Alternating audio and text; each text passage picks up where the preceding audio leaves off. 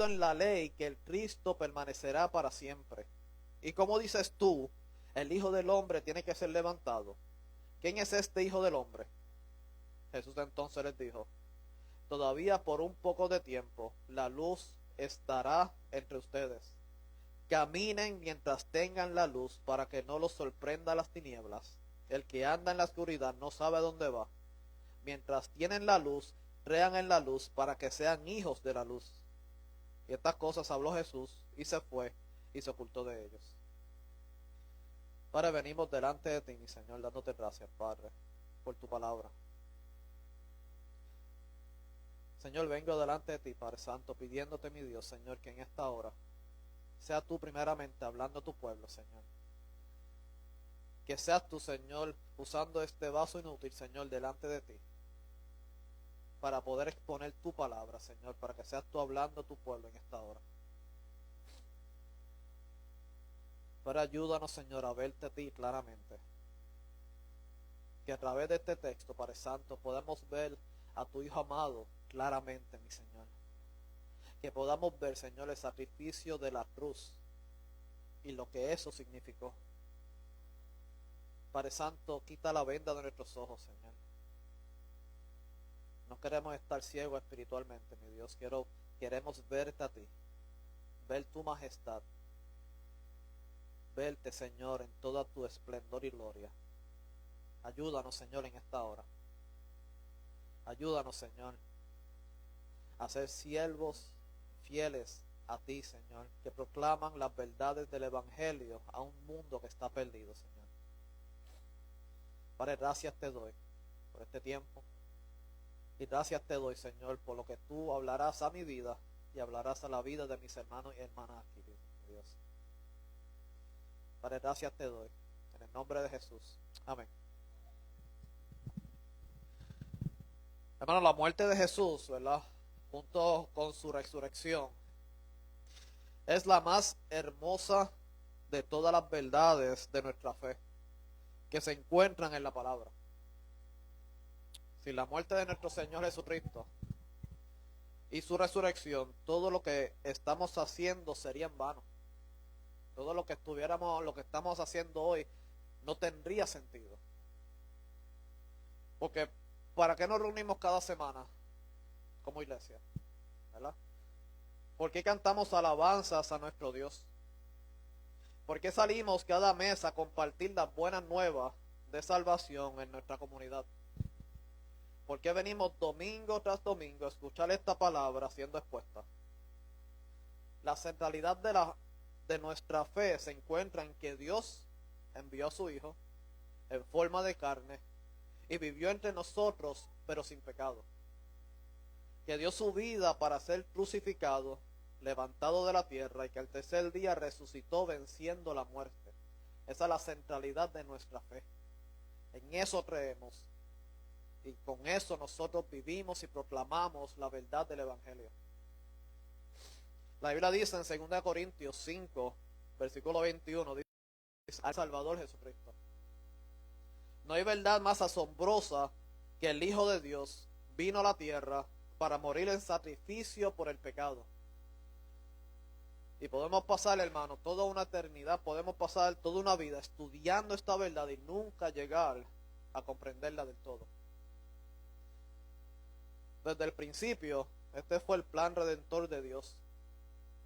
Lo que significa que su muerte fue predeterminada por Dios. Eso es lo que dice 1 Pedro 1:20, ¿verdad? Dice, porque Él estaba preparado desde antes de la fundación del mundo. Ya Dios tenía un plan. No en Génesis 1:1, sino en Juan 1:1. ¿Verdad? Juan 1:1 dice que en el principio ya existía el verbo, y el verbo estaba con Dios, y el verbo era Dios. Antes de la fundación del mundo, antes de que el mundo fuera creado. Ya Dios había predeterminado todo lo que iba a ocurrir. Y nosotros tenemos plasmado en toda la Escritura, de principio a fin, la importancia del sacrificio de Cristo por los pecados de todos aquellos que creerían. Hermanos, Cristo fue la ofrenda perfecta que satisfizo la ira de Dios a nuestro favor. ¿Y cómo vemos esto en la Escritura? Primero, ¿verdad?, en su muerte, Él cumplió la profecía. En su muerte, Él cumplió la profecía. El Antiguo Testamento enseña claramente que el Mesías vendría a morir. Los judíos no entendieron esto porque lo que esperaban era un líder militar que los librara de Roma. Eso es lo que esperaban ellos. Pero en la primera venida del Señor, Él no vino como un conquistador, sino que vino como el sacrificio perfecto que derramaría su sangre para el perdón de pecados. También, ¿verdad? De acuerdo a la profecía de las 70 semanas de Daniel, nos dice que después de 69 semanas se quitará la vida al Mesías. En Zacarías 12:10 dice: y derramaré sobre la casa de David y sobre los habitantes de Jerusalén el espíritu de gracia y de súplica, y me mirarán a mí, a quien han traspasado, y se lamentarán por él, como quien se lamenta por un hijo único, y llorarán por él como se llora por un primogénito. Luego en el capítulo 13, ¿verdad?, nos dice que como resultado de la muerte del Mesías, en aquel día habrá una fuente abierta para la casa de David y para los habitantes de Jerusalén, para lavar el pecado y la impureza. Por la muerte del Mesías habrá una fuente abierta para limpiarnos, hermanos, para limpiarnos. Pero la profecía más detallada y clara del Antiguo Testamento, y yo sé que ustedes lo han leído, que habla de la muerte del Mesías, se encuentra en Isaías 52:13 a Isaías 52:12. Por ejemplo, en el versículo 5 del capítulo 53 de Isaías dice: pero él fue herido por nuestras transgresiones, molido por nuestras iniquidades. El castigo por nuestra paz cayó sobre él, y por sus heridas hemos sido sanados. En el versículo 8 dice: por opresión y juicio fue quitado. Y en cuanto a su generación, ¿quién tuvo en cuenta que él fuera cortado de la tierra de los vivientes? En el versículo 9 dice: se dispuso con los impíos su sepultura, pero con el rico fue en su muerte, aunque no había hecho violencia ni había engaño en su boca. En el versículo 12 dice: por tanto yo le daré parte con los grandes, y con los fuertes repartirá despojos, porque derramó su alma hasta la muerte. Todo esto fue profetizado por el mismo Jesús, que le dijo a sus discípulos las cosas que le iban a acontecer. Y lo vemos esto en Lucas, capítulo 18, versículos 31 al 4. Jesús dice: tomando aparte a los discípulos, Jesús les dijo: miren, subimos a Jerusalén, y se cumplirán todas las cosas que están escritas por medio de los profetas acerca del Hijo del Hombre. Pues será entregado a los gentiles y será objeto de burla, afrentado y escupido, y lo azotarán y después lo matarán, y al tercer día resucitará. Pero ellos no comprendieron nada de esto, y este dicho les estaba encubierto y no entendían lo que les decía. Así que al primer punto vemos que, ¿verdad?, esto está plasmado en todo el Antiguo Testamento. Segundo, la muerte de Cristo es el tema del Nuevo Testamento. Una quinta parte de los evangelios está dedicado a los últimos días de la vida de Jesús, y lo podemos ver ahora que estamos en Juan 12, porque desde Juan 12 hasta que termina, todo ocurre en un periodo de una semana. Todo. La muerte y resurrección de Cristo es ese punto culminante de la vida de Cristo, y de ahí fluye el libro de los Hechos y las epístolas. Tercero, la muerte de Cristo fue el principal propósito por lo cual se hizo hombre.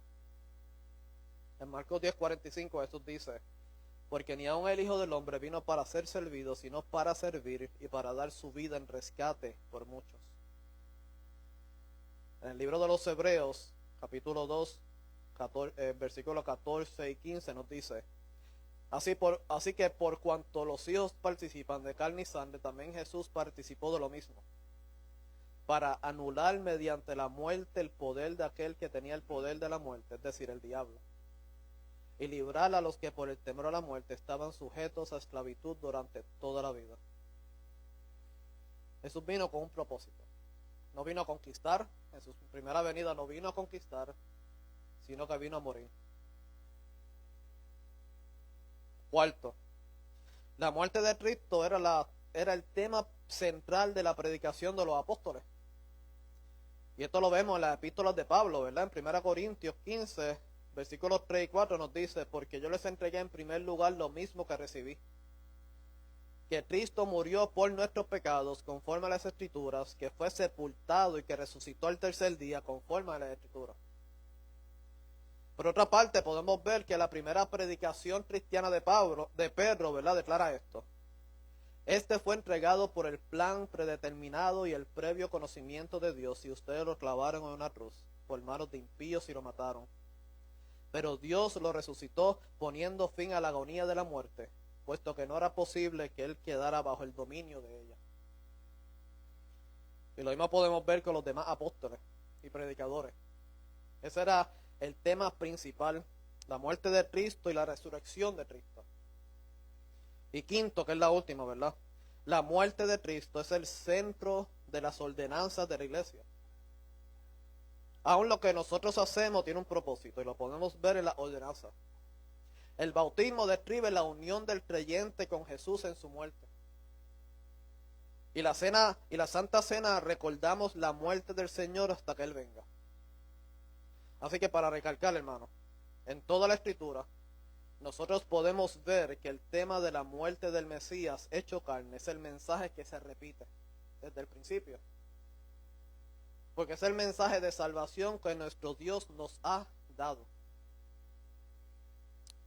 Así que, habiendo hecho esta pequeña introducción, ¿verdad?, en los versículos 27 al 36, que es lo que vamos a ver ahora en el Evangelio de Juan, nosotros vemos a nuestro Señor enfrentando las implicaciones de esa muerte, que vendría en tan solo unos días. Estos pasajes nos revelan la angustia de Jesús, la respuesta del Padre, la anticipación de la victoria, el rechazo de la gente y el llamamiento a creer. Así que vamos a empezar, hermanos, por los primeros versículos 27 y 28. Ahora mi alma se ha angustiado, ¿y qué diré? Padre, sálveme de esta hora.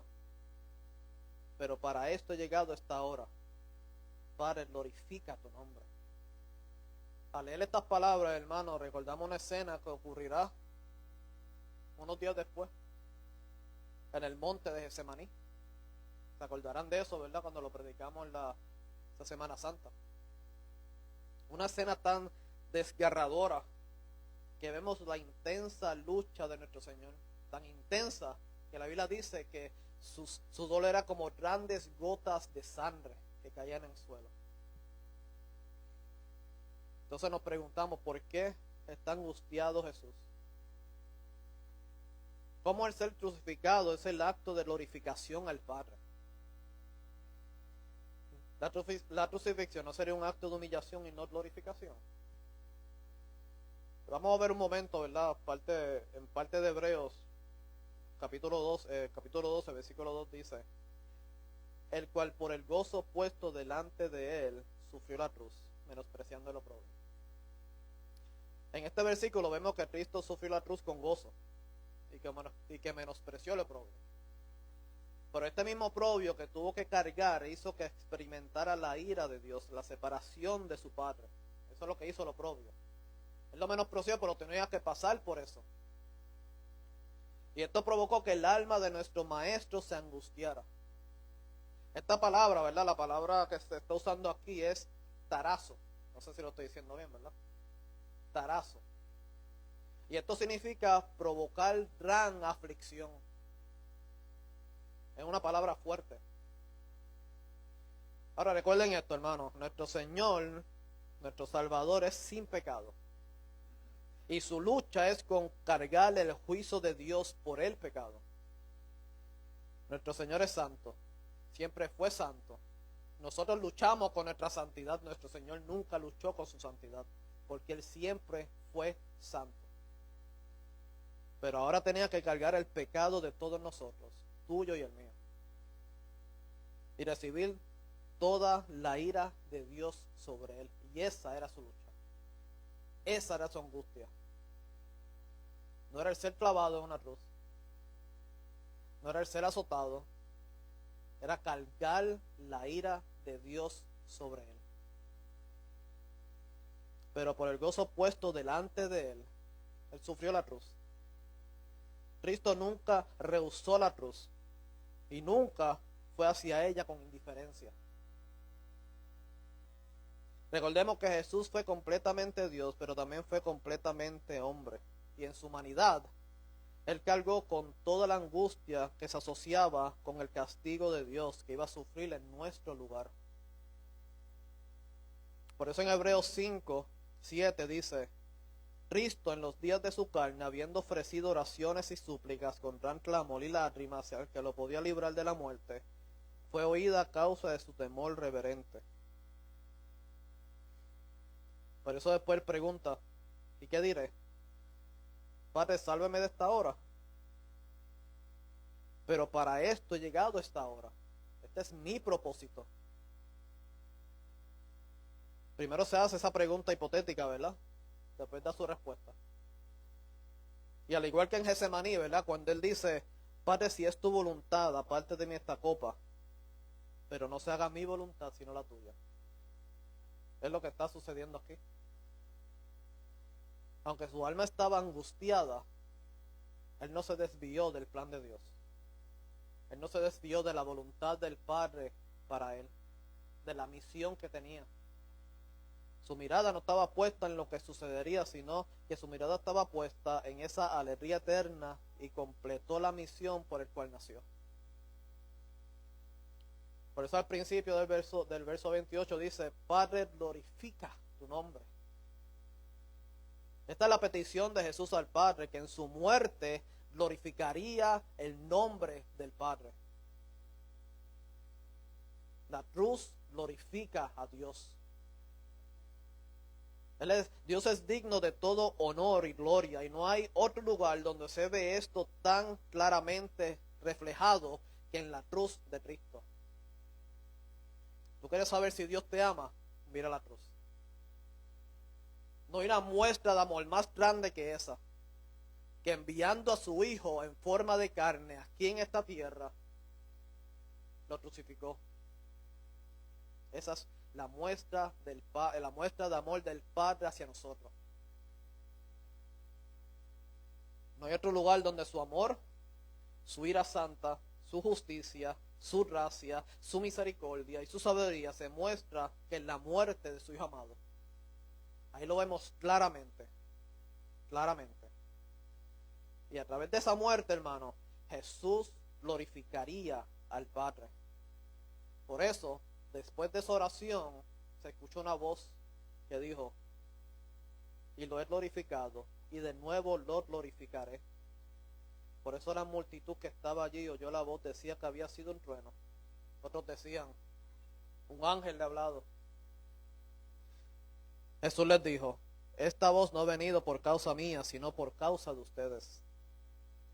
Hermano, esta no es la primera vez que se ha oído la voz de Dios. Esto lo vemos en los evangelios. Y aparece otras 2 veces. Y esto fue lo vemos 2 veces durante el ministerio de Cristo. Lo vemos durante el bautismo de Cristo, cuando fue bautizado por Juan, salió una voz que decía: en él estoy complacido. Y en la transfiguración, cuando estaba con solamente 3 de sus discípulos, también se escuchó una voz ahí. En esas ocasiones se escucha la voz del Padre complacido con su Hijo.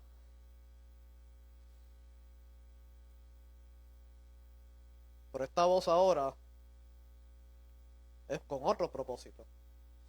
En su muerte y resurrección, Jesús culminaría su misión. ¿Y cuál fue esa misión, hermano? En Lucas 19:10 nos dice: porque el Hijo del Hombre ha venido a buscar y a salvar lo que se había perdido. Esa es su misión. Después de su sacrificio, regresaría la gloria que tuvo con el Padre. En la oración gloriosa que Jesús hizo en el capítulo 17 del Evangelio, no lo hemos tocado, pero vamos hacia allá, ¿verdad? Dice esto: Padre, la hora ha llegado, glorifica a tu Hijo, para que el Hijo te glorifique a ti, por cuanto le diste autoridad sobre todo ser humano, para que Él dé vida eterna a todos los que les has dado. Y esta es la vida eterna: que te conozcan a ti, el único Dios verdadero, y a Jesucristo, a quien has enviado. Yo te glorifiqué en la tierra habiendo terminado la obra que me diste que hiciera. Y ahora, glorifícame tú, Padre, junto a ti, con la gloria que tenía contigo antes que el mundo existiera. Y aún de haber escuchado esta voz, de haber escuchado la voz de Dios diciendo, ¿verdad?, que sería glorificado, vemos la incapacidad de la multitud de entender la voz de Dios. Y esto nos muestra nuevamente, hermano, la dureza del corazón de muchas personas, que ahí tampoco escucharon la palabra de Dios predicada a los labios de Jesús. Esto nos muestra la dureza del corazón del ser humano. Somos totalmente pecaminosos. Ellos estaban tan cegados que aún escuchando la voz del cielo no lo reconocieron como Dios, sino que dijeron, era un trueno. Eso es un trueno lo que se escuchó.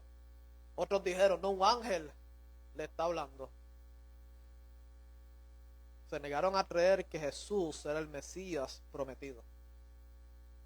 ¿Por qué digo esto? Porque en el versículo 34 le preguntaron, ¿quién es ese hijo de hombre? Mi hermano, tenían al hijo del hombre delante de él. Tenía al Mesías delante de él y le están preguntando, ¿quién es este hijo de hombre? No lo reconocieron como el Hijo de Dios. Además de que la voz fue una contestación del Hijo. Padre, glorifica tu nombre. Y el Padre le contestó. Pero aquí vemos la naturaleza caída de los pecadores, de los cuales nosotros fuimos en un tiempo. No lo miramos a ellos como si fueran ellos. Wow, yo no. Tenían al Mesías delante de ellos y no lo reconocieron, hermano. Si nosotros estuviéramos ahí, hubiéramos hecho lo mismo. Hubiéramos hecho lo mismo.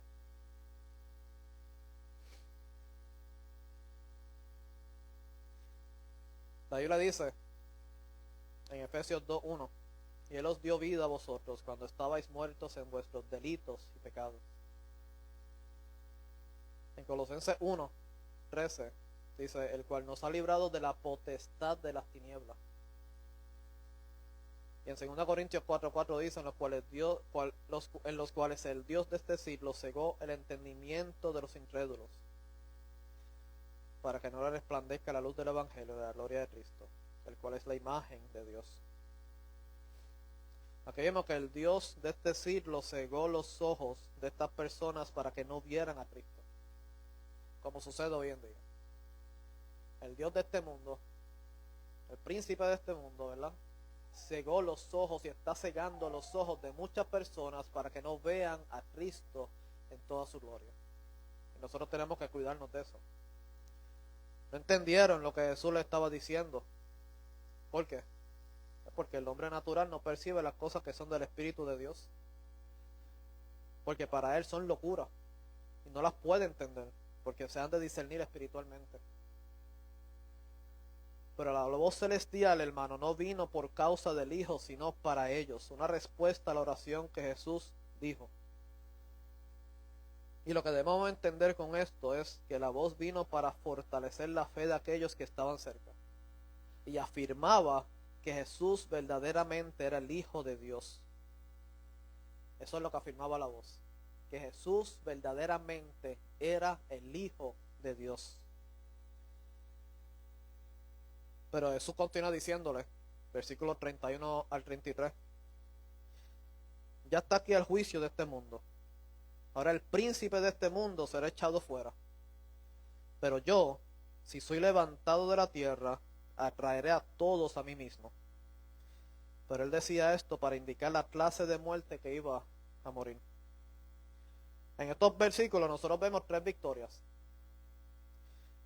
Cuando dice, ¿verdad?, está aquí el juicio de este mundo, una victoria. Cuando dice el príncipe de este mundo será echado fuera, es una segunda victoria. Y si soy levantado de la tierra, traeré a todos a mí mismo, es la tercera victoria. Comenzando con la primera, ¿verdad?, con el juicio de este mundo. Cuando Juan menciona mundo, ¿verdad?, aquí está hablando del sistema maligno, corrupto y satánico. Y de todo lo que son parte de ese sistema. A eso que se refiere Juan cuando dice mundo. Cuando Jesús fue crucificado se podría pensar, ¿verdad?, que hubo una victoria del mundo sobre la cruz. Pero no fue así.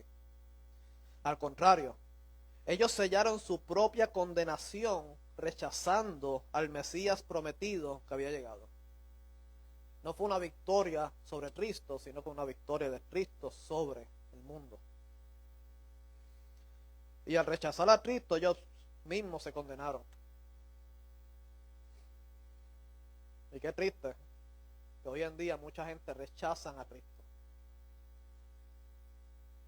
Que aún escuchando las verdades del Evangelio, la gloriosa verdad del Evangelio de Cristo, de que pueden ser limpiados de sus pecados, de que un día tienen que darle cuentas a Dios delante de Él, con todo y eso no hacen caso. Rechazan el Evangelio y eso es algo triste. Cuando vamos a la comunidad, nosotros vemos eso, ¿verdad? Algunas veces salgo con Josian y eso es lo que vemos. Mucha gente escucha, pero mucha gente no quiere escuchar. Al contrario, se esconden muchos de ellos porque no quieren escuchar. Y aun cuando hablan un poco con ellos, no reciben la verdad porque tienen un corazón duro. Y eso es triste. Pero ellos mismos se están condenando. Ellos mismos se están echando esa ira de Dios sobre ellos cuando el Señor venga por su iglesia. Esa misma victoria que hubo sobre el mundo, ¿verdad?, trayendo juicio, también traería victoria sobre el príncipe de este mundo corrompido, que es Satanás. De eso es que habla el versículo, ¿verdad? En la cruz, en la muerte y resurrección de Cristo, hubo victoria. El príncipe de este mundo será echado fuera. Este echar fuera, dice el pastor John MacArthur, que es en el sentido de que pierde su autoridad e influencia. En Apocalipsis 20, 1 al 3 dice: vi un ángel que descendía del cielo con la llave del abismo y una gran cadena en la mano. Y prendió el dragón, la serpiente antigua, que es el diablo y Satanás, y lo ató por 1000 años. Y lo arrojó al abismo y lo encerró y puso su sello sobre él, para que no engañase más a las naciones hasta que fuesen cumplidos 1000 años. Y después de esto debe ser desatado por un poco de tiempo. Luego en el versículo 10 dice: y el diablo que los engañaba fue lanzado en el lago de fuego y azufre, donde estaban la bestia y el falso profeta, y serán atormentados día y noche por los siglos de los siglos. ¿Cristo venció? No como lo pintan muchas veces en el mundo, ¿verdad? ¿Cómo que lo pintan? Cristo contra Satanás. No, hermano, ya Cristo venció. Cristo venció en la cruz del Calvario. Él venció, por eso dijo, antes de morir dijo: consumado es, ya está hecho. Venció. No hay una lucha entre bien y mal. Ya Cristo venció. Ya sabemos cómo va a terminar. Y ahora, ¿verdad? La última victoria es la que Cristo alcanzó en la cruz cuando dice: pero yo, si soy levantado de la tierra, atraeré a todos a mí mismo. Y Jesús en este pasaje está hablando de su crucifixión en términos directos.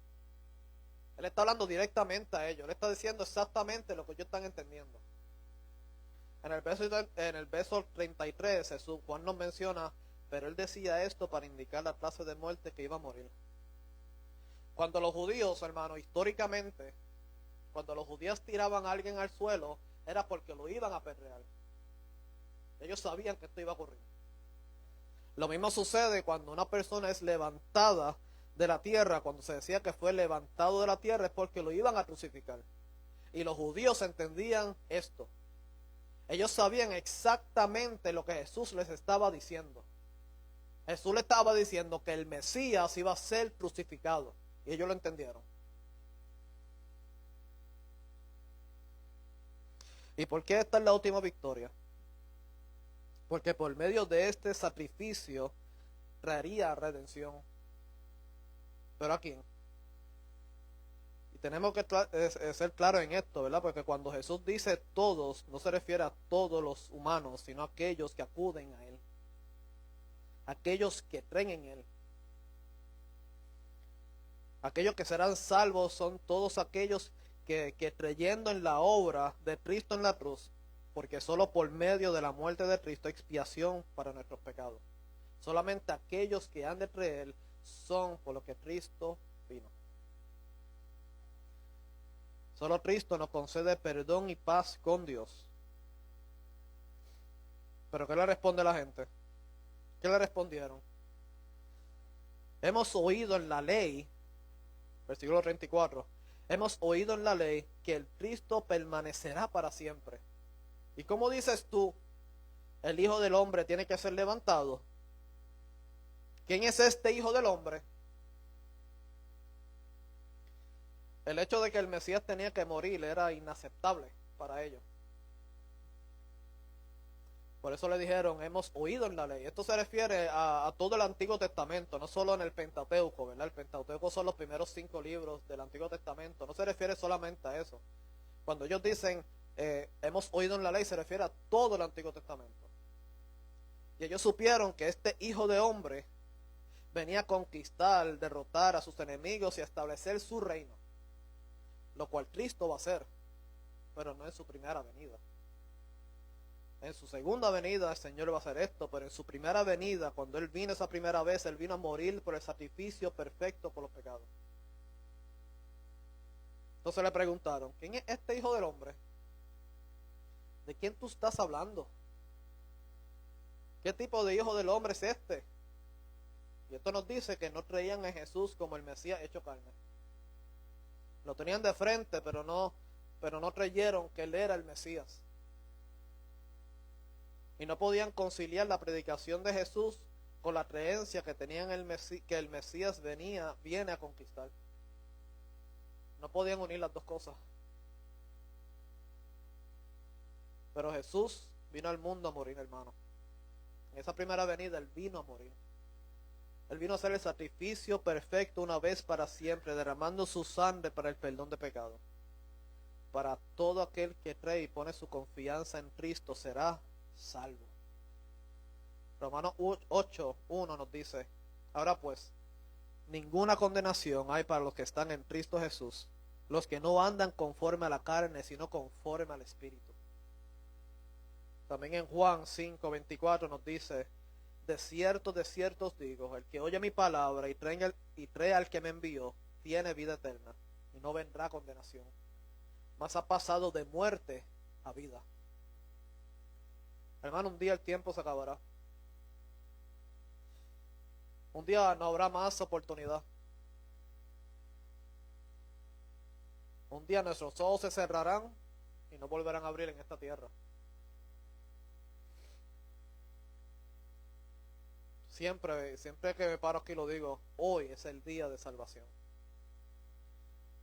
Porque cuando esos ojos se cierren para la eternidad, la oportunidad para creer en Jesús se acabó.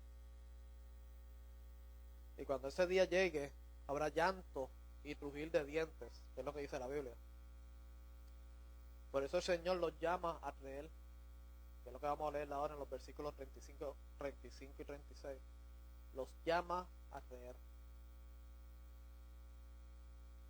Entonces Jesús les dijo, todavía, por un poco de tiempo, la luz estará entre ustedes. Caminen mientras tengan la luz. Y la luz aquí se está refiriendo a Él. Para que no los sorprenda las tinieblas. El que anda en la oscuridad no sabe a dónde va. Mientras tienen la luz, crean en la luz, para que sean hijos de la luz. Y estas cosas habló Jesús y se fue y se ocultó de ellos. Recuerden que Él es la luz del mundo. Y esto lo aprendimos en Juan 8, versículo 12, ¿verdad? Jesús les habló otra vez diciendo, yo soy la luz del mundo. El que me sigue no andará en tinieblas, sino que tendrá la luz de la vida. Y aún después del rechazo de la multitud, nuestro Señor los llama a creer en su misericordia, en su bondad, En su amor, el Señor como quiera le está diciendo, crean en la luz. Los llama al arrepentimiento. Y al hablar de su muerte por la cruz, también le dice que por un poco de tiempo la luz, que es Él, estará con ellos. Y como le mencioné, esto es una referencia a Él mismo. Su tiempo con ellos va a terminar en un par de días. Por eso el Señor los exhortó a que andaran en la luz, para que no los sorprenda las tinieblas. Porque el que anda en la oscuridad no sabe a dónde va. Una persona que anda en la oscuridad está perdido, hermano. Está perdido. No ve nada. Está espiritualmente ciego. Y está espiritualmente en una oscuridad completamente, porque no ve nada. Cuando se nos va la luz aquí en Puerto Rico cada rato, tú ves algo de noche, tienes que poner las manos, ¿verdad? Porque si no te tropiezas con algo y te caes. La única diferencia es que la oscuridad que ellos van a experimentar es mucho más oscura que esa oscuridad que nosotros experimentamos cuando se va la luz. Pero así estábamos nosotros, espiritualmente ciegos. Pero el Señor en su bondad, en su misericordia, cuando nosotros no merecíamos tal salvación, Él nos rescató. Nos sacó del lodo, nos sacó de nuestro pecado y nos abrió los ojos y nos hizo ver. Porque Él es la luz del mundo, Él es la verdadera luz. Y mientras la luz está con ustedes, crean en la luz. Porque aquellos que crean en la luz serán hijos de la luz. Qué glorioso es esto. Vamos a ser hijos de Dios si creemos en la luz. No somos huérfanos ya. Tenemos un Padre celestial y seremos sus hijos si creemos en esta luz, que es Cristo. Y esto es lo que tienes que entender, hermano. Aquellos que rechazan a Jesús y nunca ponen su fe en Él, van a enfrentar la venganza, la ira y el juicio de Dios en el castigo eterno. Y esto es aterrador. Esto es totalmente aterrador. Pero mientras estés aquí respirando, tienes la oportunidad para venir a Él. Porque vendrá un día en que ya se acabará la oportunidad y Dios juzgará al mundo con justicia. Hoy es el día de salvación para ti. Si no has creído en Cristo Jesús como tu Señor y Salvador, hoy es el día de salvación para ti. Porque tú no sabes qué te puede acontecer cuando salgas por esas puertas y te montes en tu carro y salgas en la calle. Tú no sabes qué te puede ocurrir. Un día estamos aquí, a otro momento no. Podemos caer muertos en este momento. Nosotros no sabemos eso. Hoy es el día de salvación. La luz está aquí. Crees en la luz. Pero déjame terminar con este versículo de 2 Corintios 6:2. Dice: en tiempo aceptable te he oído, y en día de salvación te he socorrido. He aquí ahora el tiempo aceptable. He aquí ahora el día de salvación. Oremos, hermano. Padre, he predicado tu palabra, mi Señor. Lo mejor que he podido predicarla, Padre Santo. Pero sé, Señor, que no son mis palabras. Sé, Señor, que no es ningún tipo de influencia que yo pueda tener, que yo sé que no tengo ninguna, Padre. Sino que es tu palabra. Y es tu Espíritu Santo trabajando en los corazones de las personas que están aquí, aquellos que nos pueden estar viendo en las redes sociales, mi Señor. Y te pido, Padre Santo, que tú trabajes en nuestros corazones, mi Dios. Que estas palabras nos abran, Señor, nuestro corazón y nuestros ojos, Señor, para poder ver claramente a Cristo Jesús, nuestro Señor y Salvador. Aquel que derramó su sangre en la cruz del Calvario y dio su vida por mí, por nosotros, Padre Santo. Señor, que podamos verte claramente. Que podamos, Señor, servirte a ti, aquellos que tú has salvado. Podamos servirte a ti, Señor, con pasión, sabiendo que hay un mundo que se está perdiendo y necesitan escuchar el Evangelio de Cristo. Pero te pido por aquellos, Señor, que tal vez no están conocidos. Trabaja en ellos, Señor. Que seas tú obrando en sus vidas, porque solamente eres tú, Señor, quien salva. Señor, que esta palabra que tú nos diste hoy, Señor, a mí y a mis hermanos, hermanas aquí, podamos meditar en ella durante la semana. Podamos, Señor, no solamente tenerla en nuestra mente, sino, Señor, que puedas bajar a nuestro corazón para vivir tu palabra y no solamente oírla. Te damos gracias, porque en tu bondad y tu misericordia nos salvaste. Nos salvaste, no por algo en nosotros, no porque somos lindos, ni que somos más amados, Señor, sino por tu mera gracia y misericordia nos salvaste. Gracias te doy, Padre Santo, por toda tu bondad y misericordia que has tenido para con nosotros, Señor, cuando no lo merecíamos. Padre, gracias te doy. En el nombre de Jesús. Amén.